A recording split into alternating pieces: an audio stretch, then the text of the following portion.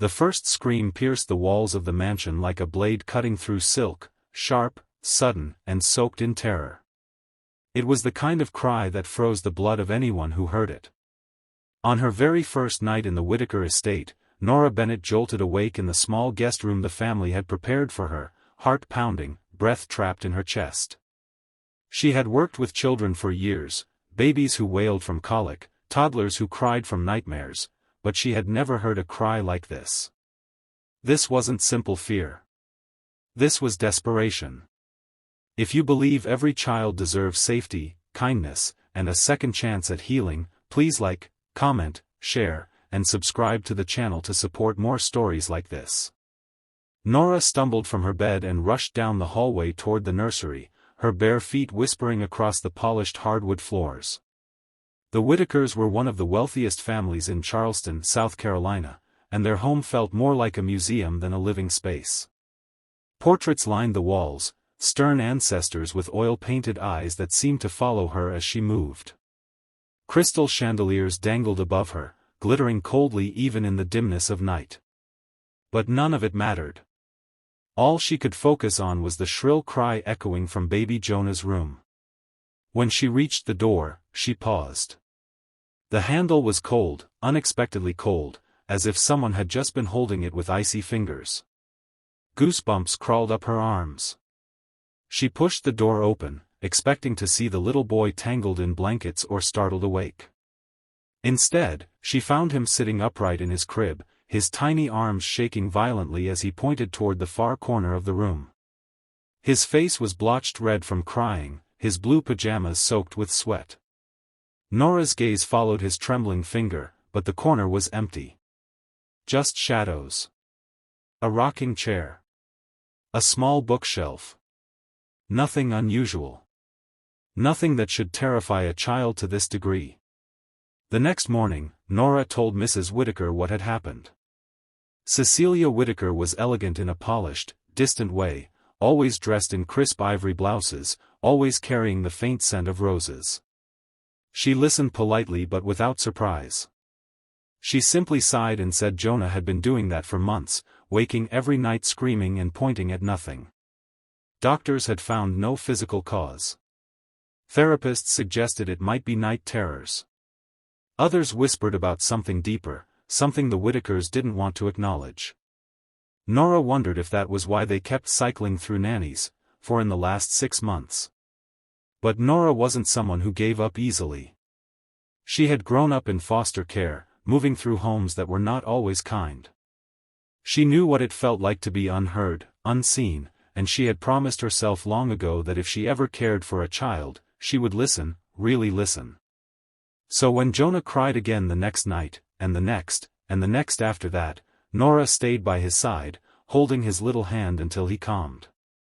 Sometimes she felt a breeze pass through the room, even when the windows were shut tight. Sometimes she thought she saw movement in the shadows, just the faintest shift, like something pulling itself back the moment she looked. Days passed in a fog of exhaustion. Jonah clung to Nora more than anyone else, burying his face in her shoulder whenever someone new entered the room. He refused to nap unless she hummed softly beside him.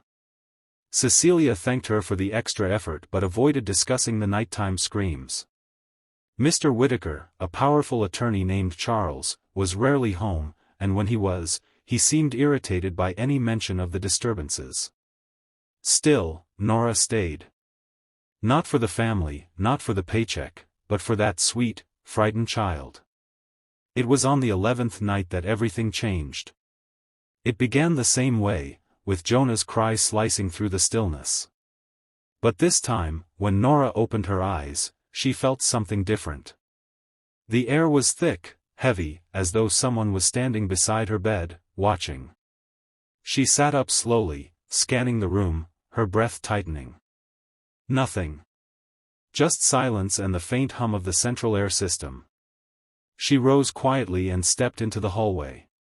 The portraits seemed darker tonight, their painted faces blurred by shadows. The mansion felt colder too, as though warmth itself had retreated. When she reached the nursery, she heard something beyond Jonah's cry, something like a whisper. Faint. low. Almost like someone humming a lullaby off-key.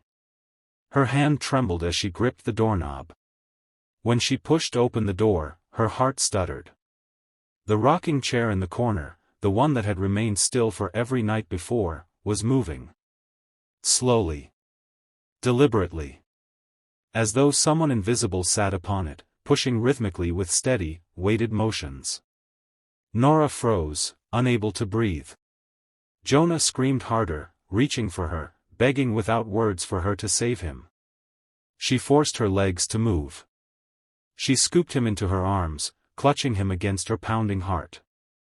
The rocking continued behind her, creaking softly like an eerie heartbeat in the still room. She backed toward the door, refusing to turn her back fully on the chair. She didn't know what she would do if something, anything, became visible.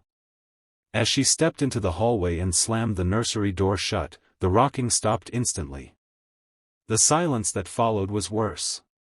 She ran to Cecilia's room, breathless and terrified, but when she told her what she had seen, Cecilia's face broke, not with disbelief, but with devastation. She sank onto the mattress, placing her head in her hands. After a long moment, she confessed something Nora never expected. Jonah had a twin. A little girl named Grace. She had died in her sleep when she was only 6 months old. Cecilia's voice trembled as she described how Jonah and Grace had shared everything since the moment they were born, from bassinets to lullabies. When Grace passed unexpectedly one winter night, Jonah had been in the crib beside her.